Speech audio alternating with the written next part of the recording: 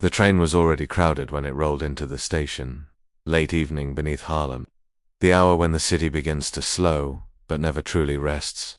Fluorescent lights flickered along the ceiling of the subway car, casting a pale glow over tired faces. The metal doors slammed shut with a hollow clang, and the train lurched forward, disappearing into the dark tunnel inside the carriage. People sat shoulder to shoulder. A man in a worn coat read the last page of a newspaper. A young couple whispered quietly near the door. A woman rocked a sleeping child in her arms. The steady rhythm of the train filled the air, steel wheels grinding against rails, the soft rattle of windows vibrating with every turn. Most passengers kept their eyes down, in New York especially in those years. People followed a simple rule: mind your business.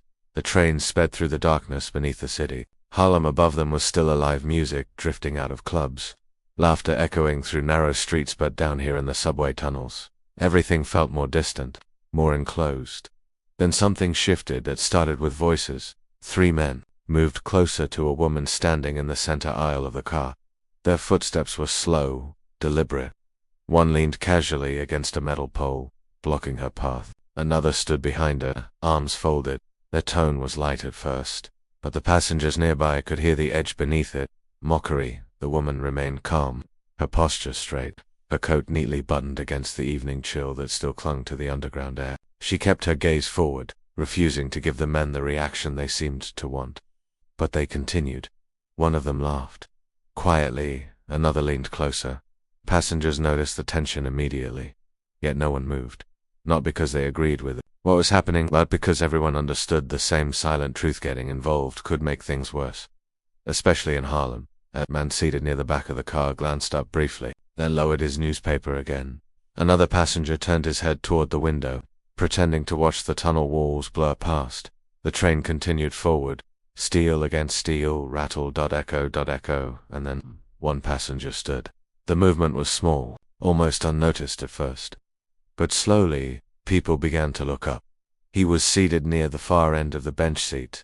Broad shoulders, a simple overcoat, his hat pulled low over his brow. His movements carried a kind of controlled calm that some people recognized immediately. A soldier's posture, not the loud, boastful kind of soldier who told stories in bars, but the quiet kind. The kind who had seen things most people never would. War veteran, he had returned from Europe only months earlier. Returned from battlefields that stretched across cold forests and ruined cities. Places where survival depended on discipline, timing, and the willingness to stand when others hesitated.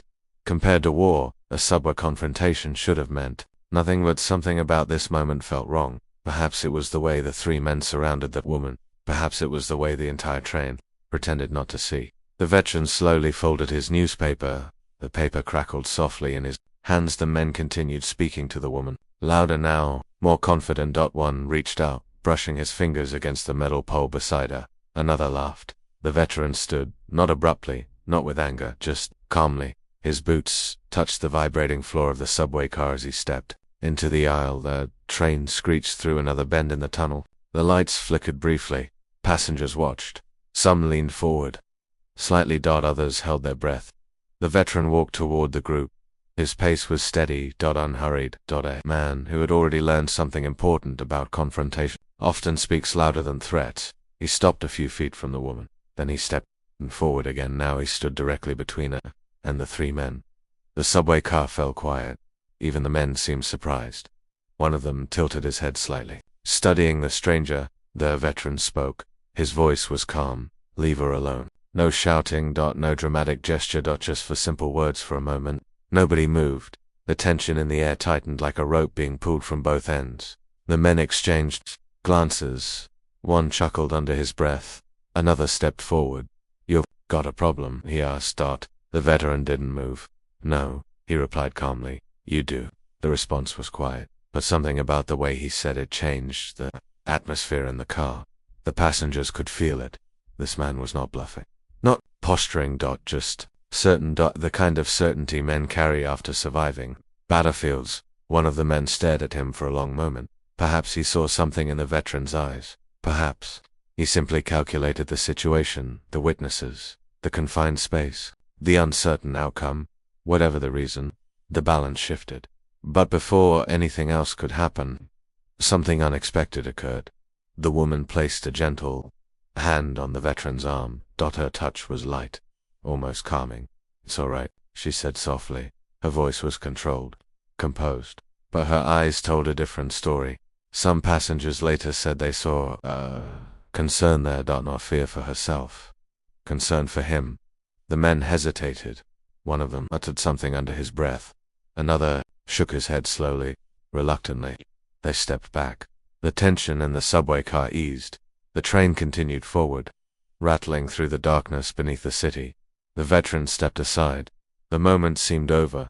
Passengers slowly returned to their seats. Conversations resumed quietly.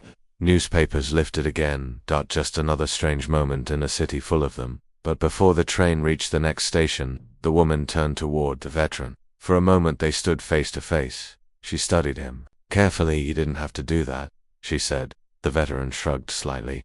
Seemed like the right thing. The woman nodded. "Still, thank you." He tipped his hat politely. The train slowed.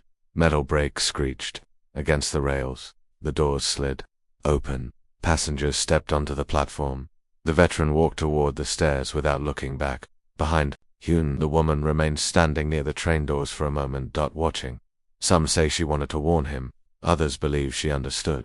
Something he did not. Because the woman he had defended was not just another passenger on a late-night subway train. She was Mame Johnson, and in Harlem, that name meant something. Within hours, whispers would begin traveling through the neighborhood. Taxi drivers would repeat the story to passengers. Barbershop conversations would grow louder. Men leaning against street corners would shake their heads in disbelief. A stranger had defended her. Some called him brave. Others called him foolish. But everyone agreed on one thing. Soon, the story would reach the ears of a man whose reaction no one could predict. A man who ruled Harlem without holding any official title. A man whose name carried weight in every club, every street, every backroom meeting. Bumpy Johnson. And when that happened, Harlem would fall silent once again. Because the entire neighborhood understood something about Bumpy Johnson. He did not react quickly. He reacted precisely. And when he finally made a decision, the city listened. Harlem in the 1940s and 1950s was more than just another neighborhood in New York. Two outsiders. It looked like a cluster of crowded apartment buildings. Jazz clubs glowing late into the night, and sidewalks packed with people chasing opportunity.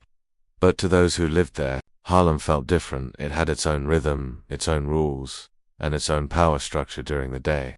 The streets were alive, with barbershops buzzing with conversation, corner vendors calling out prices, and children racing each other along the sidewalks. Music drifted out of open windows, sometimes jazz, sometimes blues, sometimes a piano melody echoing from a small apartment above the street. But when night arrived, Harlem revealed another side of itself. Neon lights flickered outside. Smoky clubs. Men in sharp suits stepped quietly into dimly lit doorways. Conversations lowered into whispers. Because beneath the music and laughter, another world existed. A quieter world, a world built on influence, reputation, and control. And at the center of that world stood one man, Bumpy Johnson. His real name was Ellsworth Raymond Johnson. But almost nobody used it anymore. The nickname Bumpy had followed him since his youth. Some said it came from a small bump on the back of his head. Others believed the nickname simply stuck because it sounded memorable. But over the years, the name began to carry something more powerful than a nickname. It carried weight. Police officers spoke it carefully. Rival gang members spoke it cautiously. And in Harlem's barbershops, the name often appeared in stories told with a mixture of fear and admiration. Because Bumpy Johnson was not an ordinary criminal. He was something far more complex. Some called him a mastermind of Harlem's underground economy. Others described him as a protector of the neighborhood, someone who understood the struggles of the people who lived there. Both versions contained a piece of truth, but neither fully explained the legend that surrounded him. Long before the streets of Harlem whispered his name, Bumpy Johnson had grown up in the American South. Life there was harsh, especially for young black men trying to build a future. Opportunities were limited. Respect was often denied at a young age. Bumpy learned something that would shape the rest of his life.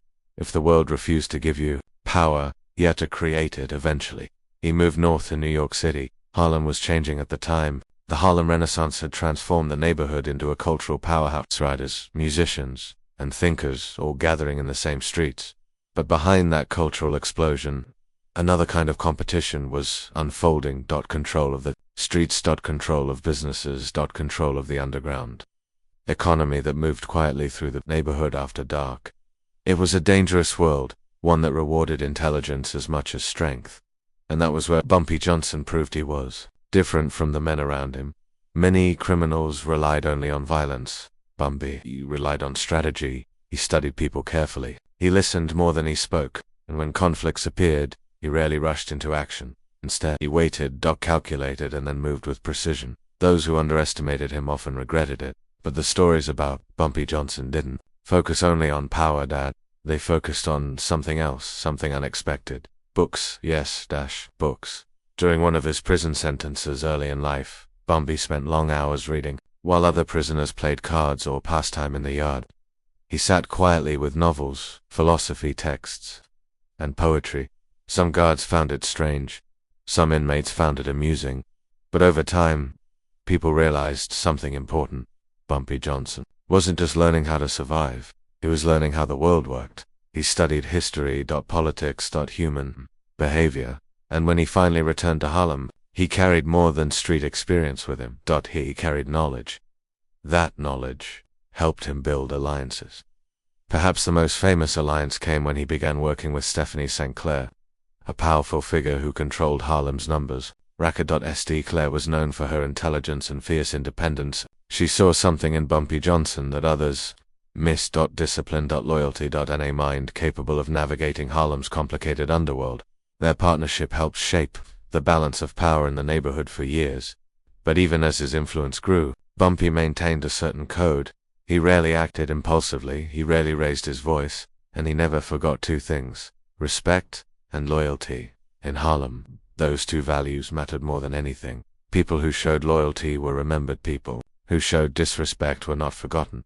That was why the rumors about the subway incident traveled so quickly through the neighborhood at first. The story sounded like the kind of small confrontation that happened every day in New York. 3 men harassing a woman, a stranger stepping in, the men backing down. But then someone added an important detail. The woman was Mame Johnson. That changed the entire meaning of the story. Because in Harlem, family was sacred, and the family of Bumpy Johnson was not something people took lightly. Barbershops filled with speculation. What do you think Bumpy will do? Who was the man who stepped in? Does Bumpy even know yet? Taxi drivers debated the story while waiting for passengers. Club owners repeated it quietly behind the bar. Each version grew slightly different. Some said the veteran had stared down the men without fear. Others claimed the woman herself had warned him to leave quickly. But every version ended with the same question: what would Bumpy Johnson do when he heard? And that question created a strange tension across Harlem, because those who truly understood Bumpy Johnson knew something important.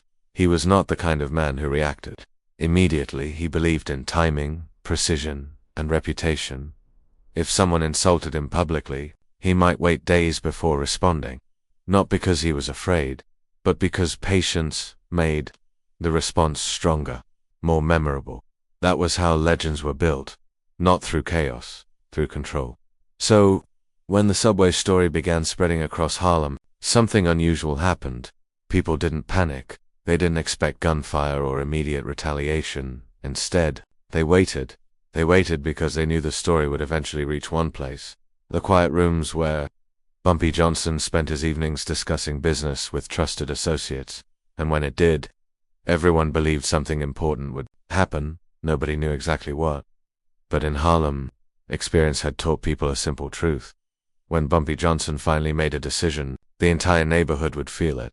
The man who stood up on that subway train was not trying to become part of Harlem's story. In fact, if anyone had asked him that evening what he wanted most, the answer would have been simple: a quiet life. After the war, that was all many soldiers wanted: silence, routine, the small comfort of ordinary days. The veteran who stepped between those 3 men and the woman on the subway had already seen enough chaos for one lifetime. His war had begun thousands of miles away, across the Atlantic Ocean in the cold forests and ruined cities of Europe during World War II. Back then, life had been simple in a different way. Orders were clear. Enemies were obvious. Every soldier understood the rules of survival. Watch your surroundings, protect the men beside you, and never look away when someone needs help. The veteran had followed those rules for years, through mud-filled trenches, through long nights where the only sound was the distant rumble of artillery, through moments when survival depended on standing your ground even when fear pressed in. From every direction, he had watched friends disappear in explosions of smoke and dirt. He had carried wounded men across battlefields while bullets cracked through the air. He had learned how fragile life could be when the war finally ended. The world celebrated, but many soldiers returned, home feeling different, quieter, more watchful. Because once someone has seen the worst of human conflict, everyday problems begin to feel strangely small, and that was how the veteran saw things, compared to the chaos of war. A noisy subway car in New York seemed almost peaceful, but even peaceful places have moments where decisions must be made. That moment arrived on the train beneath Harlem, when he stood up and placed himself between the three men and the woman. He didn't know her name, he didn't know anything about Harlem's underworld, he didn't know that the quiet woman he had just defended was Mame Johnson. To him, the situation was simple. Someone needed help, and soldiers were trained not to hesitate. When the train finally slowed into the next station and the doors opened, the veteran stepped onto the platform. The moment felt finished. Behind him, the metal doors slid shut again with a sharp hiss. The train continued down the tunnel, disappearing into darkness. The veteran climbed the concrete stairs toward the street. The cool night air of Harlem greeted him as he stepped outside. Streetlights cast long shadows across the pavement. The neighborhood was still alive with activity. Music drifted from a nearby jazz club. A group of men stood laughing outside a barber shop that had stayed open late. To the veteran, it looked like any other New York night. Normal. Routine. He walked down the sidewalk, his mind already moving on from the subway incident. He had handled situations like that before. During the war, moments of tension appeared every day. A soldier learned not to dwell on them. Do what is necessary, then move forward. What he didn't realize was that the moment on that subway train had already begun traveling through Harlem, faster than he could imagine. Inside a small barbershop on Lenox Avenue, two passengers from the train were already discussing it. "You see that guy?" one asked quietly. The soldier, "Yeah." The barber paused in the middle of a haircut. "What happened?" he asked. The passenger leaned closer. "Three guys were bothering a woman on the train." That soldier stood right up and shut it down. The barber nodded slowly. "Good for him." The passenger hesitated, then added one more detail. "The woman. Someone said it was Mame Johnson." The sisters stopped moving. For a moment the entire shop grew quiet. Another man sitting in the waiting chair looked up. "You serious?" "That's what I heard." Nobody spoke for several seconds, because in Harlem, that detail changed everything.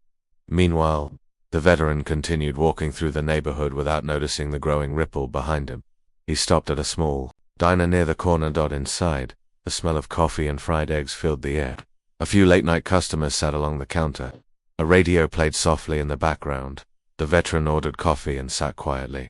From his perspective, the night had been uneventful. A small confrontation, a few tense seconds, then it ended. But Harlem didn't see it that way. By midnight, the story had already reached several corners of the neighborhood. Taxi drivers repeated it to passengers. Street vendors mentioned it. Between sales, a bartender whispered the story to a regular customer. Each version changed slightly as it traveled. Some said the veteran had stared the men down without saying a word. Others claimed he had nearly started a fight. But every version contained the same powerful detail. A stranger had defended Mame Johnson on a subway train, and in Harlem, actions like that carried consequences. The veteran finished his coffee and stepped back outside. The night air felt cooler now. He walked several blocks toward the small apartment building where he rented a room. As he reached the entrance, he noticed two men standing across the street. They weren't doing anything suspicious, just leaning against a parked car, talking quietly. Still, something about their presence made him pause. Years of military experience had sharpened his instincts. Soldiers learned to notice details other people ignored, the way people stood, the direction they looked, the silence between words. But after a moment, the veteran dismissed the thought. New York was full of strangers standing on corners. He climbed the stairs to his apartment and went inside. Across Harlem, however, the story continued growing. in a small nightclub glowing with dim lights and the sound of saxophone music. A man leaned across a table and whispered the story to his companion. Soldier stood right up to them, and they backed down. That's what people are saying. And the woman was... The man nodded slowly. Mame Johnson. The companion leaned back in his chair. Well, he said quietly, someone's going to hear about that. That was the strange thing about Harlem, that information traveled through the neighborhood. Like electricity through a wire. Fast, quiet, unstoppable, unstoppable. And eventually every story reached the same destination, the quiet rooms where Bumpy Johnson discussed business with the men he trusted, but the veteran knew none of this. Inside his small apartment, he removed his coat and sat near the window. The city lights glowed faintly through the glass. For a moment, he thought about the war again, about the strange feeling of returning home. Sometimes he wondered if he would ever truly feel like a civilian again. Because soldiers carried certain habits long after the fighting ended. Watching doors, studying faces, noticing when a room suddenly grew quiet. He leaned back in his chair and closed his eyes. Somewhere in Harlem, a saxophone continued playing, a slow jazz melody down on the street. A taxi horn echoed between buildings. The city moved forward, unaware that a small act of courage on a subway train had already begun transforming into something larger, something closer to legend. Some people would later say, the veteran showed incredible bravery. Others would say he simply didn't understand the situation. But one thing was certain. He had stepped into Harlem's unwritten rules without realizing it. And now, the story was moving toward the one man whose reaction mattered most. Bumpy Johnson. In Harlem, everyone understood something about Bumpy Johnson. He valued intelligence, he respected loyalty, and he never forgot an act of courage, especially when it involved his family. The veteran slept peacefully that night. But across the neighborhood, conversations continued long after midnight, because people knew something important was about to happen. They didn't know exactly when, they didn't know exactly how, but Harlem had seen this pattern before.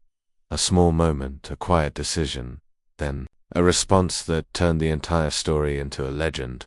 And somewhere in the darkness of the city, the news was already traveling toward the man who would decide how this story ended. The man Harlem called its quiet king, Bumpy Johnson. The city never truly sleeps. Even in the early hours of the morning, Harlem was alive. The streets hummed with the soft rhythm of life. A distant saxophone, a vendor moving crates across a sidewalk, the faint screech of a subway somewhere below. But that night a tension threaded through the air, almost imperceptible, like the low hum before a storm. Somewhere, far from the streets and the trains, a man was already aware that something extraordinary had occurred. Bumpy Johnson sat in a quiet room, his fingers lightly tapping a worn oak table. The room was dimly lit, the shadows of the late-night lamps dancing against the walls.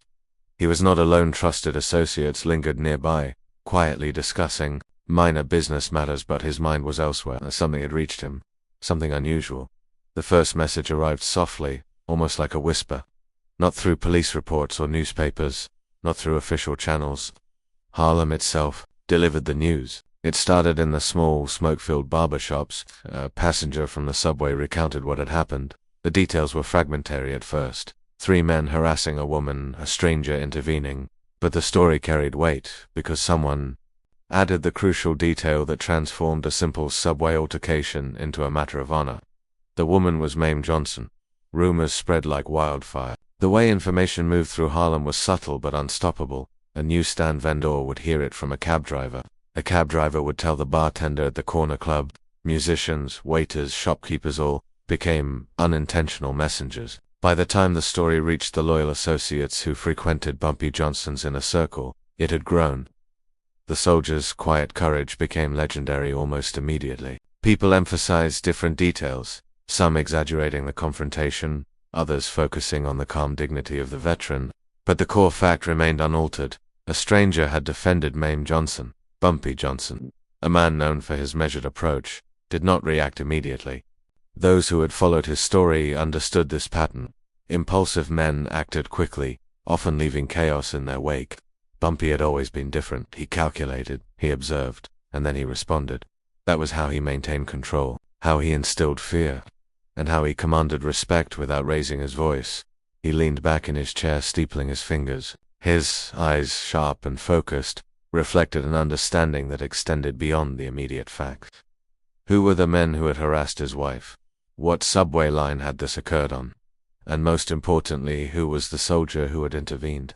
These questions were not asked out of curiosity alone. They were strategic, forming the foundation for his response. Outside the room, Harlem whispered. It was as if the city itself waited for his decision. People debated what Bumpy might do. Some assumed immediate violence. They imagined retribution, unleashed against the subway passengers, against the strangers, against anyone who might have overstepped. Others, who knew him better, understood that such speculation was naive. Bumpy Johnson's influence was built not on chaos, but on precision. When he acted, it was to make a point that would be remembered for years. Meanwhile, the veteran remained unaware of the storm gathering in Harlem. After leaving his apartment earlier that evening, he had returned to the quiet routine of a man who had survived war and longed only for peace. He could not have imagined that a single moment of action standing silently between three aggressors and a woman had begun to echo across an entire neighborhood. Inside the rooms where Bumpy Johnson convened his closest associates, the narrative became more detailed. Witnesses who had observed the incident shared what they knew. One recalled the soldier's stance, upright, calm, unwavering. Another described the hesitation of the men who had confronted the woman, how they seemed suddenly unsure of their surroundings, as if the presence of the stranger had altered the balance of the situation. The soldier's demeanor, born from years of discipline and survival, it created a rare kind of respect in the air even before anyone knew his identity. Bumpy Johnson listened carefully to every account. He asked questions sparingly, but each question was precise, revealing his analytical mind. What was the train line, he asked. Where did it stop? Who approached the woman first?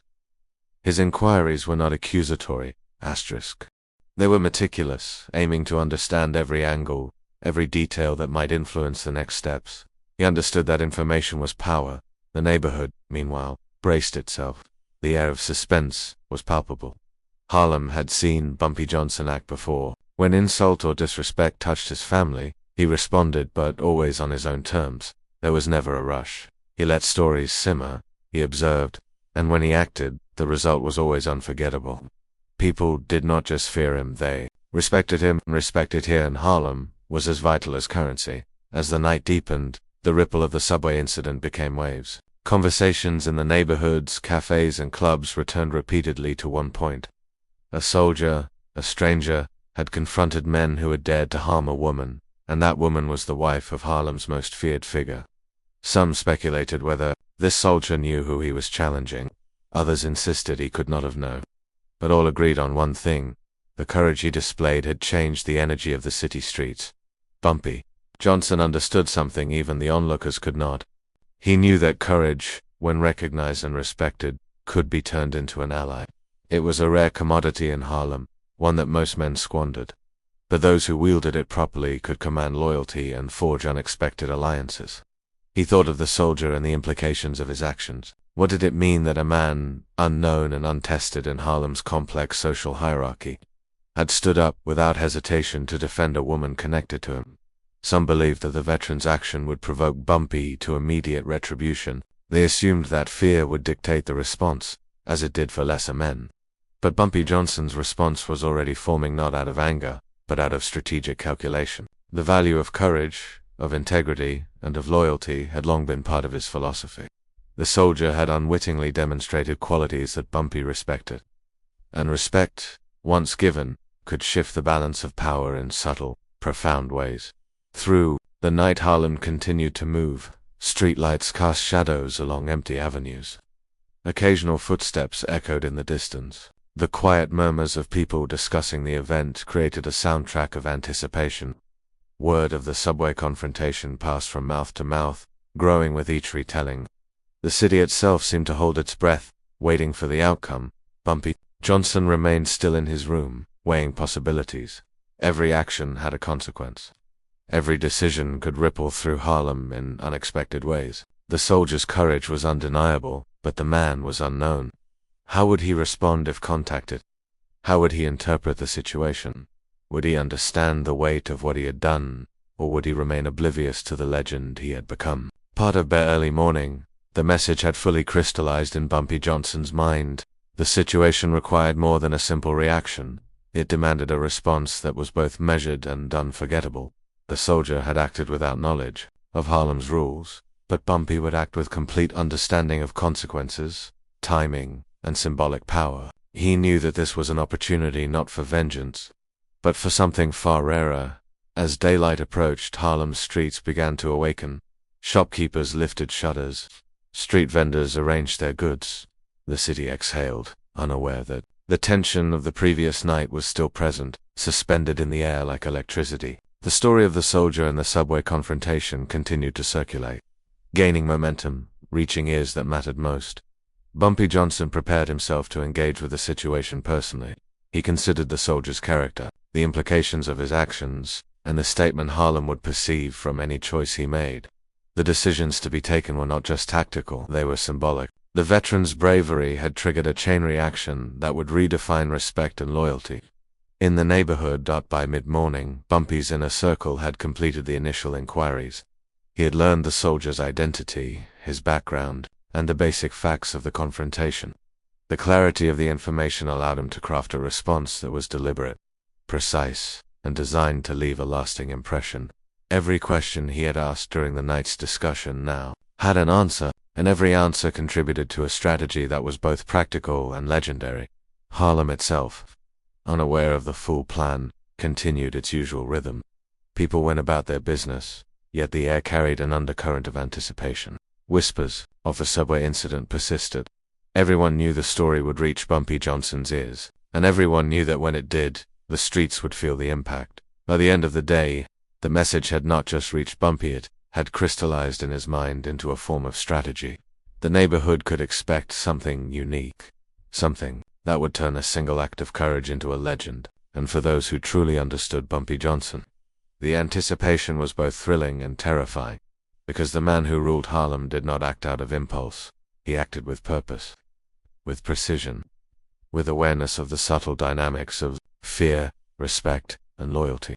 And when Bumpy Johnson finally moved, the result would not merely resolve the incident. It would cement a story that Harlem would tell for generations. By nightfall, the city sensed it. Conversations lingered on corners. Vendors repeated the tale. Club owners whispered details to those who trusted them. The soldier's courage had set in motion something larger than himself, something controlled by a man whose reputation for intelligence and strategic thinking was unmatched. And somewhere in the quiet rooms of his home, Bumpy Johnson prepared, not with anger, not with rashness, but with the certainty of a man who understood the rare power of courage and how it could be honored, transformed, and ultimately woven into the fabric of Harlem's legend. Stories have a way of growing, and the dark dot in Harlem Tylees often began in quiet whispers and ended up echoing through streets, clubs, and apartments for decades. A single act could evolve into legends, sometimes with more grandeur than the reality had warranted, and this was one of those stories. The subway incident was no longer just a small confrontation on a train. It had become a defining moment, a test of courage, respect, and moral instinct. People debated endlessly about what had really happened. Did the soldier understand who he was protecting? Did he intentionally step into Harlem's complex social web? Or was he merely following the soldier's instinct to protect someone in danger? The answers didn't matter as much as the perception. Within weeks, versions of the story had multiplied. Some claimed that the veteran later became involved with Bumpy Johnson, working alongside him in the neighborhood's underground networks. Others insisted he had refused every offer, quietly returning to a modest life outside Harlem, leaving the legend intact, but his personal identity shrouded in mystery. People argued passionately in cafes and barbershops, sometimes gesturing violently, sometimes quietly nodding, but all agreeing on one immutable truth the incident had revealed. Something extraordinary about the man who ruled Harlem. Some narratives added details that may have never happened. They described Bumpy Johnson watching the veteran from the shadows, assessing his every move before finally stepping into the light to acknowledge his courage. Others claimed that the soldier had unknowingly demonstrated a quality Bumpy rarely saw: uncalculated bravery, combined with integrity and honor. In a world where fear often dictated behavior, courage like this was rare, and therefore remarkable. Harlem itself became the storyteller. In the crowded subway stations, in the jazz clubs where the night lingered long after the last note faded, and even in the quiet hallways of apartment buildings, people retold the story. Every retelling added another layer of dramatic tension, another opportunity to mythologize the characters. The soldier, once anonymous, was now a symbol of honor. Bumpy Johnson, already legendary, grew even more formidable in the public eye, not only as a man of power, but as a man capable of measuring and rewarding courage, no matter who displayed it. The streets began to carry a quiet tension. Children, too young to understand fully, overheard adults discussing the soldier's bravery. Young men whispered about Bumpy Johnson's decisiveness, observing how a single act could ripple through the community. It became a lesson in courage, discretion, and consequence. Even in silence, the neighborhood absorbed these lessons like they were embedded into the concrete of Harlem itself. Some even theorized that the subway confrontation had been a deliberate test orchestrated by Bumpy Johnson. They claimed he wanted to measure the character of those around him, the loyalty of strangers, and the strength of those who could stand alone in the face of intimidation. Others dismissed these ideas as exaggeration, yet the myth persisted. The line between reality and legend blurred, as it always does when courage meets power. By the time the story circulated for several months, it had transformed into a tale told in every corner of Harlem. Barbershops recreated the tension of the subway with hand gestures. Jazz musicians would nod rhythmically, implying the rise and fall of fear and courage. Taxi drivers shared the tale in brief flashes between rides, keeping the soldier's identity a mystery while emphasizing Bumpy's wise and measured response. The power of the story lay not just in the events, but in the way it illustrated the rules of Harlem. Courage mattered, loyalty mattered, and respect was the ultimate currency. Fear could dominate a moment, but honor endured. And for many, this story crystallized the idea that Bumpy Johnson's influence went beyond crime. He was not merely a man who ruled through intimidation. He was a man who measured character, who respected strength, and who understood that legends were forged in the choices one made when no one else was watching. Some residents believed this story had a second, unspoken lesson. While the soldier had acted with instinct and conscience, Bumpy Johnson had acted with calculation and wisdom. The legend wasn't just about courage, it was about strategy. One moment could define lives, and decisions, whether impulsive or deliberate, carried consequences that stretched far beyond the immediate scene. The myth continued to grow with time. People speculated on how the veteran's life had changed afterward. Had he continued quietly, or did he find himself subtly entangled in Harlem's underworld? Some said Bumpy personally ensured his safety, placing him under discreet protection to honor his bravery. Others claimed he was never seen again, and the mystery only added to the legend. In either version, the essence remained courage recognized by power-created stories that endured. Even decades later, the subway confrontation was remembered as more than a singular act. It became a lens through which the neighborhood understood its unspoken rules. Respect, courage, and honor were not merely abstract concepts, they were essential tools for survival and influence in Harlem. The soldier, though unknown to many, became a symbol. Bumpy Johnson, meanwhile, became not just feared, but revered, a man capable of turning the ordinary into the extraordinary, the momentary into myth. Some elders claimed that the legend reached far beyond Harlem. Outsiders, fascinated by organized crime, by strategy, and by morality in a violent world, were drawn to the story. They marveled at the intersection of courage and calculated authority. The subway incident became a cautionary tale, a story told to young men in other cities. Bravery alone mattered less than the recognition of courage by those who wielded influence. And yet, even as myth spread, some truths remained unconfirmed. Did Bumpy personally meet the soldier? Did they exchange words? Or was the acknowledgement silent, a nod, a glance, a moment of unspoken respect? Those who had been present offered differing accounts. Some claimed a warm embrace. Others insisted on a simple acknowledgement. Still, the story's power was not diminished by these contradictions. If anything, they enhanced it. Mystery, after all, is the foundation of legend. The subway incident, a small action that could have been forgotten in hours, had evolved into a defining narrative. And in Harlem, stories were not simply retold, they were relived. They shaped behavior, informed decisions, and taught lessons. The legend that grew in the shadows was more enduring than any building, more influential than any politician, more permanent than any passing law. It was immortal because it had been forged by courage, validated by power, and amplified by community memory. By the end of that year, nearly everyone in Harlem had heard a version of the story, and every version emphasized the same core truths. A soldier had acted with bravery, and Bumpy Johnson had responded with wisdom, precision, and respect. The myth was now inseparable from reality. The shadow it cast over the neighborhood was enduring. Even now, when subway trains rumbled beneath Harlem, when children ran along the sidewalks, when jazz music floated through smoky rooms, the story, Lingard the soldier, the confrontation, and Bumpy's decisive response had become a permanent part of Harlem's fabric, not a historical footnote but a living legend, and time moves forward. Relentlessly, indifferent to the small dramas of neighborhoods, cities, and individuals. Yet some stories refuse to fade. They endure, whispered from one generation to the next, evolving into legend. This is one of those stories. Decades later, subway trains continue to rattle beneath Harlem. Many passengers are oblivious to the events that unfolded decades before. They see only the passing advertisements, the blinking lights, the anonymous faces around them.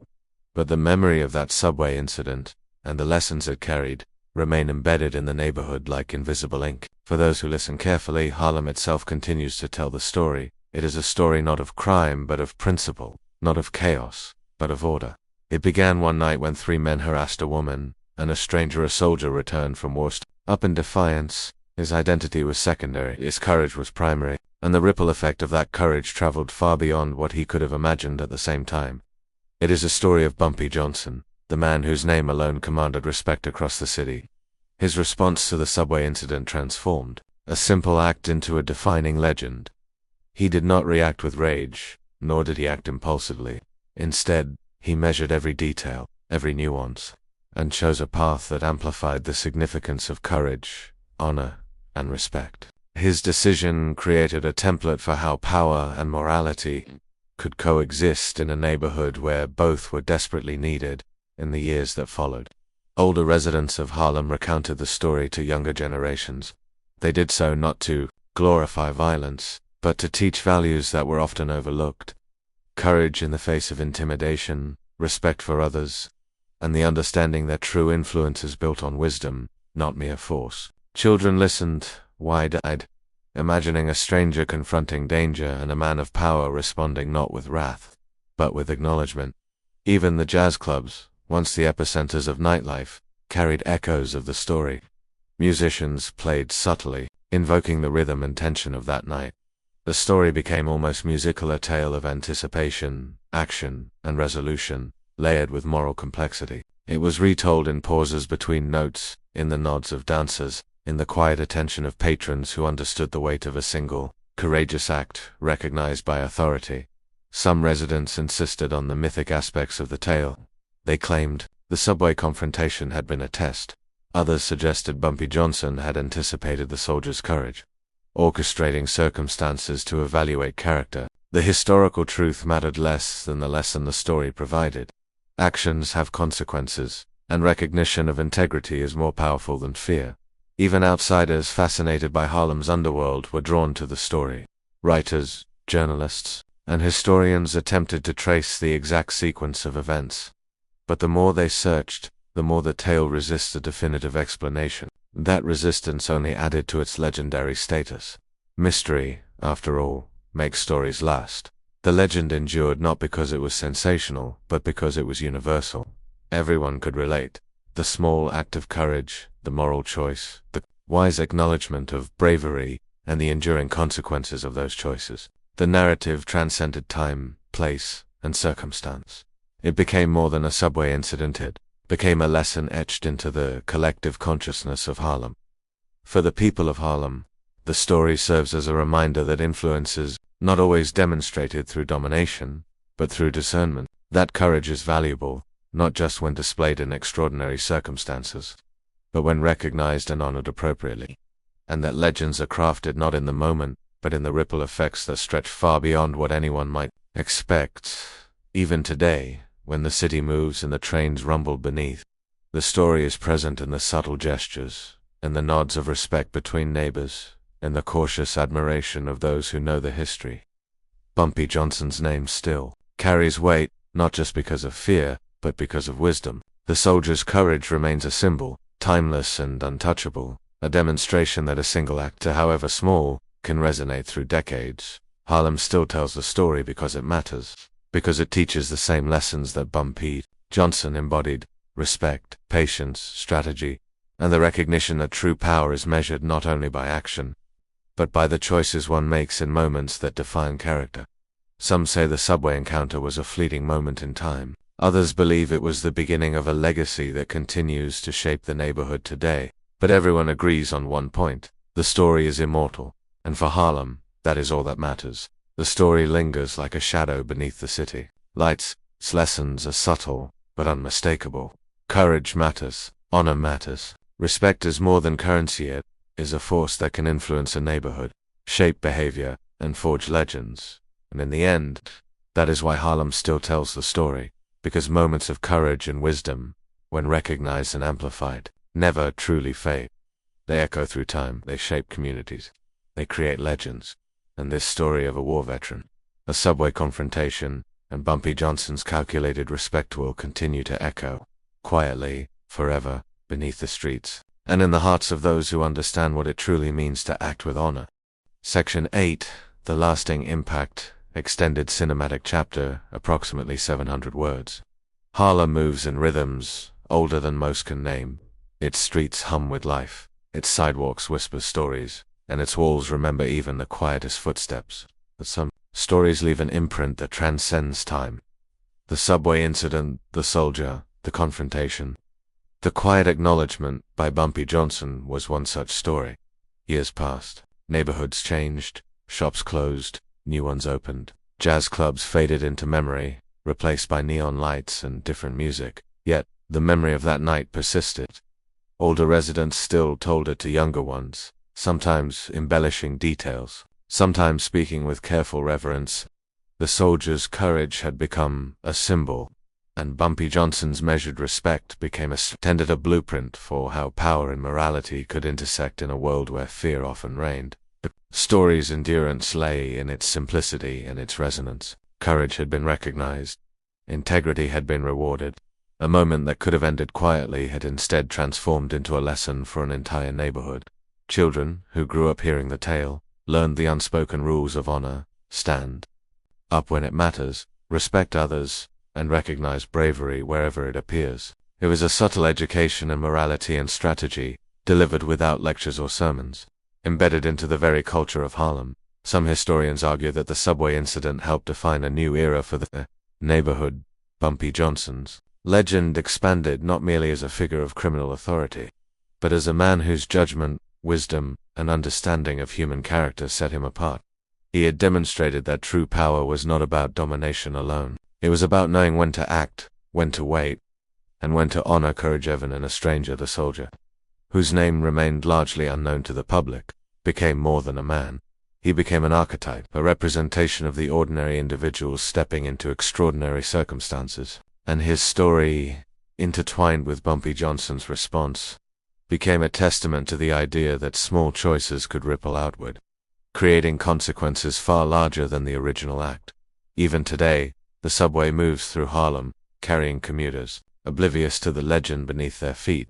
Yet, for those who know, the story remains alive. It is remembered in subtle nods, in quiet conversations, and in the lingering respect for actions guided by conscience. Some say that the city itself remembers, storing these moments of courage and wisdom in the memory of its streets, waiting to remind future generations that character matters more than force.